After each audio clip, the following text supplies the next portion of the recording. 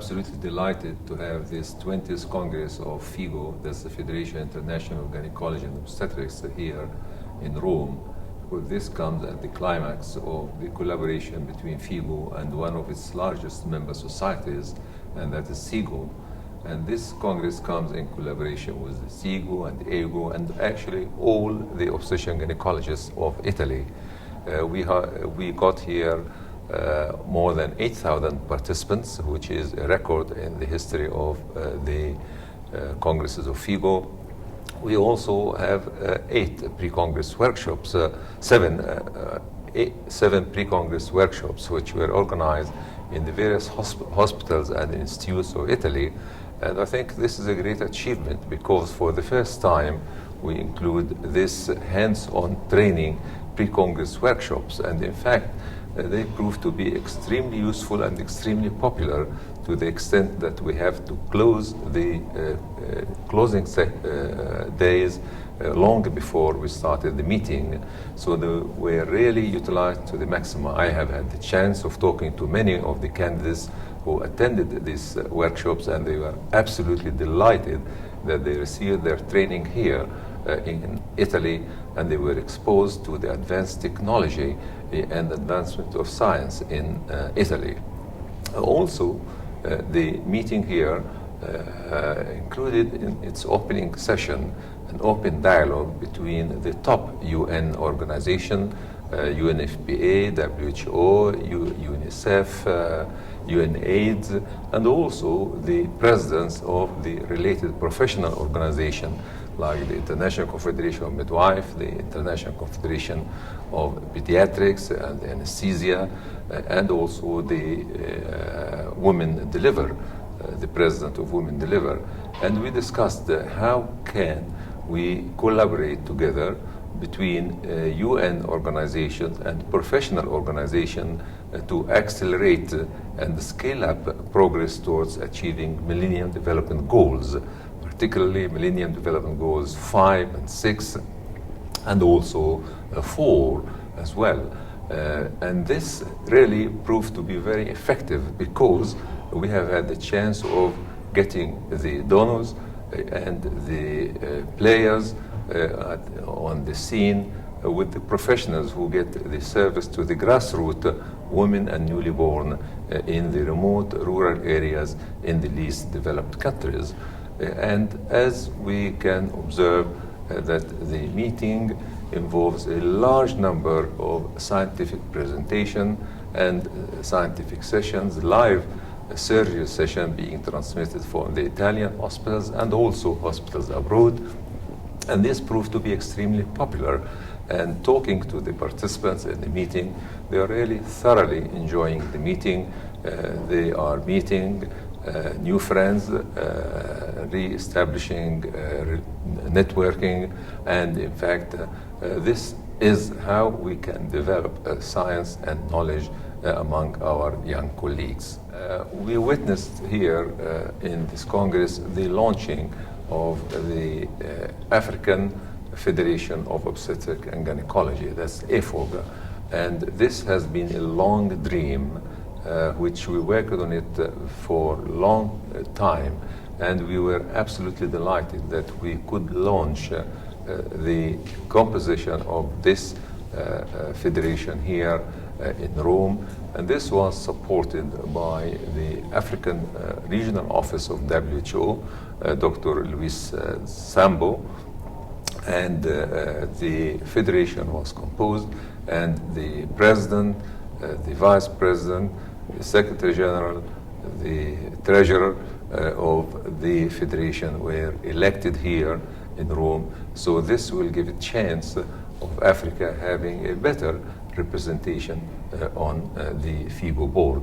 We are all aware how there is a huge disparity in women's health in Africa compared with the women's health service in the developed countries, where in Africa we have some of the countries with maternal mortality ratio more than 1,000 per 100,000 live births, compared with less than 10 maternal mortality of per 100,000 deliveries, childbirth in the developed countries. So there is a huge disparity in the service provided to women in Africa compared with the developed countries.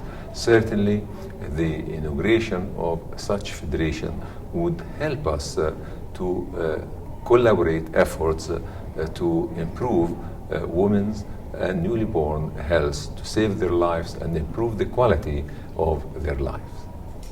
My expectation and my dreams that if we work together, we can succeed.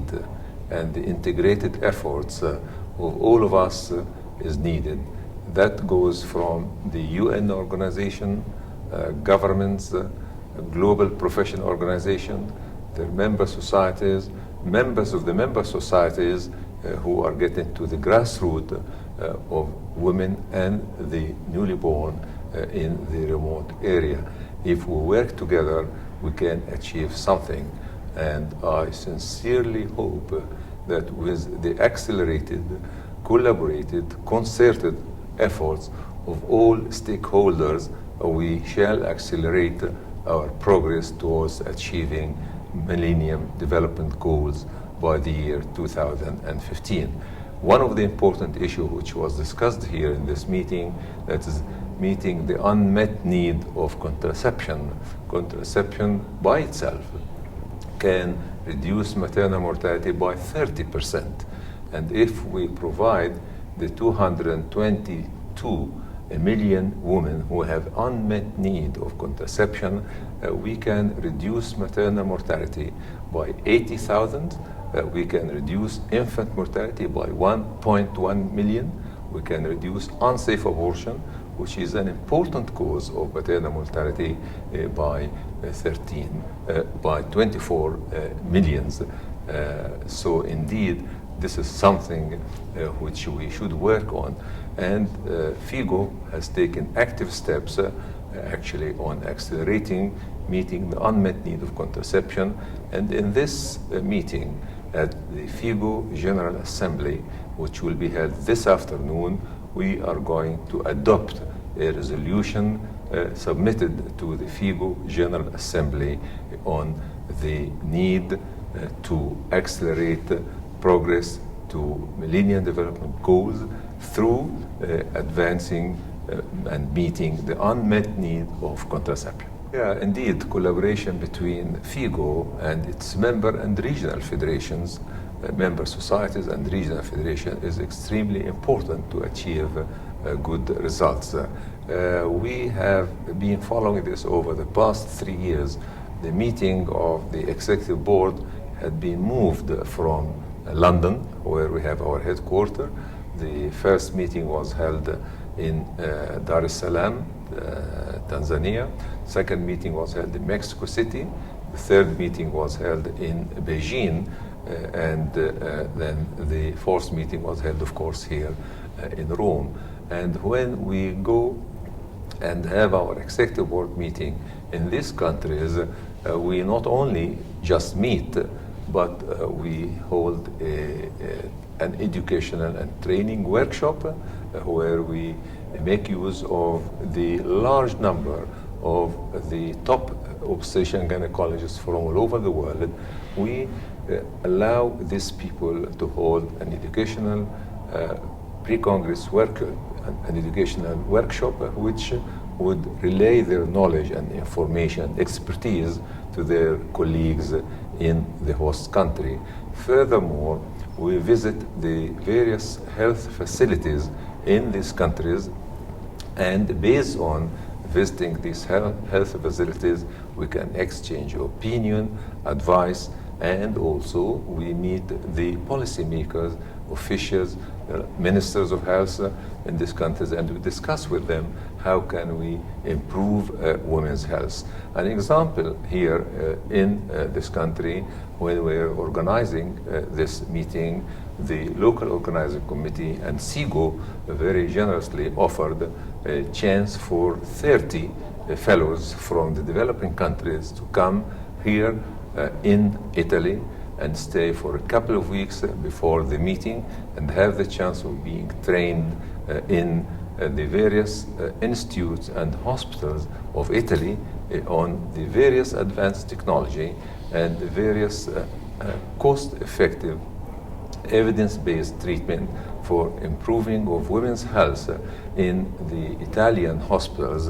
And indeed, I personally am grateful to Sigo and to the local organizing committee here in Italy, chaired by Professor Giovanni Scambia, for their great effort, tremendous efforts in organizing these 30 fellowship. This is something really to be remembered. And not only this, but also the pre-Congress workshops, the 7 pre-Congress workshops, which again were organized in the various hospitals and health institutes in Italy, where tremendous effort had been made by the local organizing committee and by Sigo to make these pre-Congress workshops a real success. I have had the chance of talking to some of the candidates who attended this workshop, and they were absolutely delighted that they had been part of it, and they enumerated a large number of benefits which they gained from coming to these pre-Congress workshops or coming to these fellowships.